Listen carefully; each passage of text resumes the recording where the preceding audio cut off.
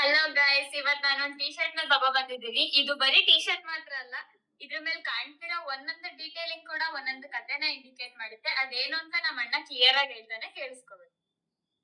ಇಲ್ಲಿ ತರಕಾರಿ ಕಾಣುತ್ತಲ್ಲ, KR market. ಇದು ಮೈಸೂರು ಸ್ಟೇಟ್ ಎಂಬ್ಲಮ್. ಇಲ್ಲೆಲ್ಲ ಕರೆಂಟ್ ತಂತಿ ಕಾಣುತ್ತಲ್ಲ, ಇದು ಕರ್ನಾಟಕಕ್ಕೆ ಮೊಟ್ಟ ಮೊದಲ ಎಲೆಕ್ಟ್ರಿಸಿಟಿ. ಇದು ಸ್ಟೇಟ್ ಬ್ಯಾಂಕ್ ಆಫ್ ಮೈಸೂರು. ಇದು IAS. ಈ ಪ್ಲಸ್ ಮಾರ್ಕ್ ಕಾಣುತ್ತಲ್ಲ, ಇವೆಲ್ಲ ವಿಕ್ಟೋರಿಯಾ, ಬೋರಿಂಗು, KC ಆಸ್ಪತ್ರೆಗಳು. ಇದು 2 ಡ್ಯಾಮ್ ಕಾಣುತ್ತಲ್ಲ, ಇದೊಂದು KRS ಡ್ಯಾಮು, ಒಂದು ಮಾರ್ಕೋನಹಳ್ಳಿ ಡ್ಯಾಮು.